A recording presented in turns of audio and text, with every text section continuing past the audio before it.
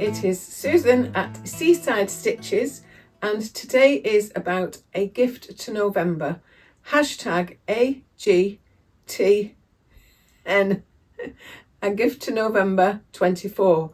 I'm just going to direct you to Alison at SewLikeDotty. She is running this wonderful challenge again. It's the third year, I think. I know she ran it with Adam at Adam Sews. This time she's doing it alone, and I'm just going to direct you to her introduction video. So I will put that in a link below, and also I'll add photos of the rules, regulations, whatever, but it's the 21st day of November, so it's the 21st day of the challenge, and I'm sure you've seen so many wonderful gifts out there, and I'm just going to show you some simple ones and just a few, and it's quite a quick video. And I've just got 3 things to share with you. I've been making these, I've made 10 of these, but these are not the gifts I'm sharing with you, but I will talk about that quickly. I'll talk about it in another video, but they are fully lined and boxed out, and you can make these so simply. There are so many YouTube videos about these. I followed No Trace. I can't remember her name. I'm sorry. I was thinking what's her name. Anyway, she's trying to make things more sustainable, and she's trying to leave no trace, or as little of trace as possible. So she's called No Trace, and she does a really simplified version of this. This is not the one, the orange one. This is the one that I made first, exactly from hers. I'd never done the boxed corners in the way she did them. It's a very quick way. You don't have to do the cutting out a square or joining up a diamond or whatever you do. So it still ends with a box bottom, but it's just, I'm just showing it you so that if you want to follow that, that's what you get at the bottom. But I didn't have the confidence in it, because my usual method is to box them a different way, where you get this. Anyway, that's that. So what I want to suggest is, You've had inspiration about bags, about scarves, about garments, about home decor things, and I'm just trying to show you 3 really simple things. This is the simplest of all things. If you're really at the end of your ideas of what to do, or you want to do something really quick, you've forgotten someone. How many stitches has your machine got? How many stitch options has your machine got? My has got that many. I'll bring it in a bit closer. And also it's got numbers and letters. And you can do variations of all those in changing thread, changes stitch length, stitch width. Okay, so that's that. On my very first machine, I had a few stitches, just a few. And you can alter them in what thread you use, what size stitch you use, and all you're doing for this is making straight lines. And so this is the simplest thing ever. I got it from the idea was from a book, a Learn to Sew book, or I've got it. This is the first book I got when I returned to sewing during lockdown, or even a little bit before that. And it just takes you through all sorts of very, very detailed dressmaking, tailoring tips, tricks, all sorts of things. Really basic grounding in sewing, and I love this book. And although I've been sewing, I started sewing when I was a teenager or a child even, made my own wedding dress, etc., etc., but I hadn't sewn for 20 odd years or so. And it showed how to start off with making gifts. Not with making gifts, just with doing some very basic things. And one was, this was intended to be a scissor. How do I fold it? Anyway, it doesn't matter. So this was just practicing doing straight lines, and it's boring doing straight lines, isn't it? Or is it? Because you can come out with this, and you just need a piece of plain fabric, and then it just showed you make another piece of fabric. You can put interfacing on the back or not, depending on how strong your fabric is. You cut out another piece the same, so that you then do it front to front, best sides together, sew it round, leave a little space, turn it through, and then just sew up that space, which you can either do it as top stitching all round or just sew up one end. And it really is a simple thing. It can be a tray cloth, it can be all sorts of things. You can turn it into anything. You're just making, it's not exactly embroidery, is it? I was told that on Abby's Den. She describes these fancy stitches. They're not exactly embroidery stitches, but they are stitches that give a really, what do you call it? I'm rushing today. The sun has come out in the sun has come out in Lancashire, and the sky is blue, and I must get out in it. So I must get this video done. I apologise for rushing on, but we have to go out before it turns grey and windy and wet. But I did want to show you this, and I do really love it. I've made a pin cushion in it as well. So these were made about 4 years ago. I never made it into what it was meant to be. I can't remember how I fold it to make it into a scissor wrap, but I just like it here. I have it on here. It's in a lot of my videos. It just sits there. But just table mats, just anything, and you could do it in seasonal colours, whatever you want. I just find it fascinating that just changing the stitch length, the stitch width, coming backwards and forwards, doing it opposite each other, you just get some nice effects, and it's simple. You just draw on with whatever your marking tool is, and for this I just used a light pencil, and I just really love it. It's something and nothing, isn't it? But the other thing I like is by Annie free pattern, and it is the Piecekeeper, Piece keeper. And you can just put your pieces in it. And this one is an enlarged one. You can change the sizes yourself. It's not that difficult once you've done them. And they're very simple to do.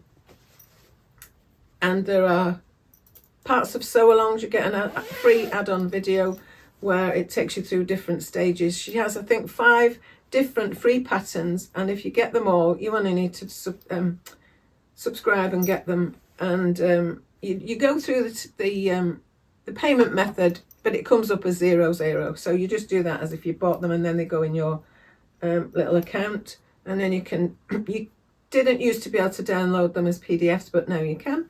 And this one, and obviously it's not going to be here now. I've moved everything around because I was trying to fit all these on to be photographed. So that's the Piecekeeper. And this is one, when people say I made this earlier, I made this nearly 2 years ago. It sat in an envelope waiting to give to someone, and I couldn't find it. And recently it's turned up. So this is a little bit more customized because this purple likes lilac and they like turquoise. So just has a little handle at the back so you can carry it around.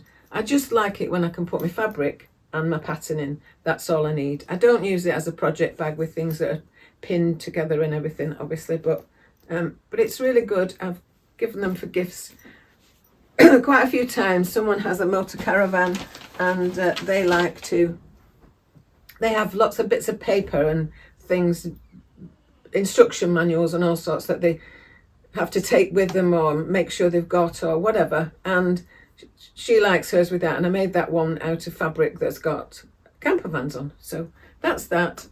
This one I've shown in one of my videos last year for gifting to November. It wasn't an official vlog tour at that time. I wasn't on the official vlog tour, but I do have a video about that, and I'll link that below. And so this is my other simple present gift ornament, something that you want to hang up in your sewing room. And if you look at it carefully, the glass I stood on it, but anyway, it got broken. So you've got the textures here as well. So again, they are sewing lines on it, but what it is spare thread, not spare thread, used thread. And I keep all my thread to make those pictures with. So I have little drawers full of thread, and that won't go back in. Anyway, there is a video online how you do that, and basically you get a piece of backing fabric, quite firm backing fabric. So what I did use was, these were some curtains that we did up an apartment, and we had to buy some curtains for it, and then they were no longer needed once it had sold. So I've used those pieces for ages and ages for bits of things. So I used this is backing fabric. I did put a bit of facing in the other one, and then on the back of the other one, just to give it a bit more stability. And then you grab a load of your scraps that you've had sitting by your sewing machine, or you've put away in a box, and you spread them out on your mat. You spread them out, you drop them on, you spread them out a bit, not too much, and then you put some, I never know whether this is chiffon or organza, and you lay that on top, and then you start to sew, and you're squashing them from one side to another, and it's just amazing. You can't believe how it can go into a flat thing, because it's a big lump at the beginning, and I just love how they work. The only thing I would say is don't use white thread to sew a line across, because you can still see mine. So somewhere there is a white thread, and you can use all your little bits of thread on your any little bits of thread on your bobbins, any little threads on spools. You can just use anything, so you're using lots of waste things that wouldn't normally be any use to you. And then you can, what I did after that was, I'd left a piece of I'll show how I do it on another video somewhere, but there is a video showing how to do it. But I doubled this over. So I've done that, and then I doubled it over all the squashed down stuff, and then I did some decorative stitches, and that's what that is. So if you've got an afternoon and you want to play, this is a lovely thing to do. But if you're wanting to rush and get something out, you can do this. You can make the fabric that you've made, the decorated fabric. That's what they're called, the decorative stitches. So you can make the decorative fabric into all sorts of other things. So you could make bags with it. You could make placemats. You can make anything you want to, really. Or you can hang it in a picture. So I'll just leave you with those three things. The information will be on the string. The string will be on the screen of what you need to do about how you submit them. These are just Debbie Shaw bags. They're everybody's bags, aren't they? So I've got to be careful how I say this. No, I might say. So anyway, these are really easy. They're just tubes, and oops. They're just a boxed tube, really. Loads and loads of tutorials on YouTube for these. This one, I'm going to get all bits of fabric on these. Oops. So there's a video of me just putting one of these together as well, which I'll link in the box below. So I hope you have a lovely time looking through all the things and the gifts you make. And I'll put in my description box, I'll also put the person who went before me for the 20th and the person who's going after me for the 22nd. I don't know if there's someone sharing today with me, the 21st of November. So I'll do all that for you. But happy sewing, everybody, and happy gift making, and make some gifts for yourself. Okay, bye for now. Susan at Seaside Stitches. Thank you, Alison, for running this again. It's an awesome challenge. And the difference this year is, if you're not on Instagram where you place your make, you can use her email address. She's got an email address just separately set up for this. So I'll leave you to get on with whatever you're doing, watching your next video, doing some sewing, or just having some lovely blue sunshine. Bye for now. It's Susan at Seaside Stitches, thanking you very much for joining my video today, and I'd love it if you like the video, just give it a thumbs up. If you'd subscribe, it's great. I'm trying to gather enough people to get to the 1500 mark, 1500 mark, and I'm not doing too badly. So it's been my 4th year of vlogging anniversary recently, and I just love it. So I'll see you in a bit. Bye for now.